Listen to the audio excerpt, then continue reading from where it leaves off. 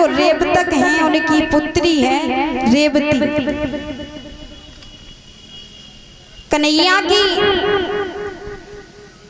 जो भैया हैं कन्हैया के बलराम, उनके साथ में विवाह। इधर क्या हुआ, रेवत जो थे बड़े चिंतित थे। तो महाराज उन्होंने कहा कैसे बिटिया के लिए कोई सुंदर वर, इतनी सुंदर बिटिया है। तो महाराज उन्होंने सबसे कहा कि कोई सुंदर वर देखो, मेरी पुत्री विवाह की योग्य हो गई है। तो महाराज जैसे इतनी बात कही तो उन्होंने सबसे बोला, किसी ने उन्हें कोई योग्य वर नहीं बता पाया। तो उन्होंने सोचा क्यों ना सृष्टि रचयिता ब्रह्मा जी के पास में जाया जाए। तो वो ब्रह्मा जी के पास में पहुंचे। ब्रह्मा जी के पास में पहुंचे तो वहां सत्संग कीर्तन चल रहा था। महाराज रेवत जो थे अपनी पुत्री को लेकर के पहुंचे। जैसे ही सत्संग जो था ब्राह्म हुआ, पूर्ण हुआ, तो हाथ जोड़ करके कहने लगे, प्रभु आप मेरी पुत्री रेवती के लिए कोई योग्य वर बता दीजिए जिससे मैं अपनी पुत्री का विवाह कर सकूं। कि योग्य वर, तो कहने लगे हाँ योग्य वर कोई बता दीजिए, अपनी पुत्री मेरी विवाह की योग्य है, मैं उसका विवाह कर सकूं। तो महाराज ब्रह्मा जी ने कहा ठीक है। महाराज जैसे ही इतनी बात कही उन्होंने कहा ठीक है मैं बताऊंगा, आप कर देना अपनी पुत्री का विवाह।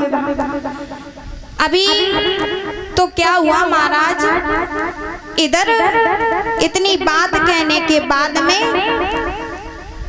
रेवत जो थे अपनी पुत्री को लेकर के आए। तो उन्होंने कहा कि महाराज हम जब आए थे तो ये सब जो थे बड़े छोटे छोटे दिखाई देने लगे उन्हें। तब तक रेवती मैया की जो लंबाई थी महाराज 21 हाथ की हो गई थी।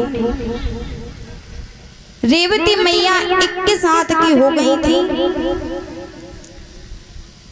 और महाराज जैसे इतनी बात सुनी उन्होंने देखा कि सब छोटे छोटे लग रहे। अब रेवती मैया के ने, रेवती मैया 21 हाथ की है, इतना लंबा वर कहां से आया उनके लिए? कोई भी नहीं है पृथ्वी पर महाराज, क्योंकि अपने घर पे अगर खुद आप अपने हाथ से अगर खुद को नापो तो 3.5 हाथ के निकलोगे। तो महाराज जैसे ही उन्होंने ये सोचा कि अब वर कहां से ढूंढा जाए। अब तो जो थे रेवत बड़े चिंतित, उनकी मैया भी बड़ी चिंतित। फिर पहुंचे ब्रह्मा जी के पास में और कहने लगे महाराज आपने अभी तक कोई वर नहीं बताया मुझे। तो ब्रह्मा जी सोचे पड़ गए, मतलब अभी तक तुमने अपनी बेटी का विवाह ही नहीं कर पाया, इतना समय हो गया कि आपने मुझे वर ही नहीं बताया, तो शादी कहां से करते? कि अच्छा आप मुझे कोई योग्य वर बताते तब तो मैं शादी करते, तो अभी तक आपने शादी नहीं की। रेवती की लंबाई 21 हाथ की हो गई है। रेवती मैया जो 21 हाथ की हो गई महाराज। तो कहने लगे अब चिंता मत करो, कन्हैया है, कन्हैया के भैया है बलराम, बलराम के साथ में रेवती मैया की शादी। तो महाराज जैसे इतनी बात सुनी तो रेवत तुझे थे वापस लौट आए, वापस आ गए रेवती मैया के साथ में। तो उन्होंने कहा कि चलो कोई बात नहीं, अब हम अपनी बेटी का विवाह कन्हैया के भैया के साथ में करेंगे, बलराम के साथ में। तो महाराज इधर विवाह जैसे ही उन्होंने पत्र भेजा, पत्र भेजने के बाद में आज उन्होंने इतनी बात सुनी कि भैया का रिश्ता आया तो कन्हैया बड़े ही प्रसन्न हुए। इधर महाराज बलराम को दूल्हा, महाराज जैसे ही कन्हैया जो थे, जैसे ही उन्होंने देखा, पहुंचे हैं जाकर के रेवत के दरवाजे पर बारात लेकर के। तो महाराज जैसे ही देखा कन्हैया ने, क्योंकि महाराज अगर बारात जाती है तो शाम को वो होता है, क्या बोलते हैं उसे, दरवाजा होता है जो, तो लड़की कुछ लेकर के आती है फेंकने के लिए, चावल लेके आती है। तो महाराज रेवती मैया आई चावल लेकर के।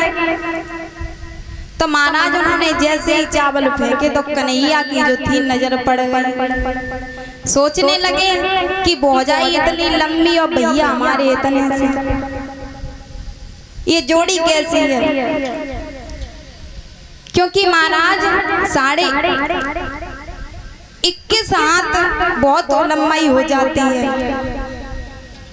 तो महाराज जैसे ही उन्होंने ये देखा तो महाराज वो हंस पड़े, कन्हैया जो थे हंसने लगे।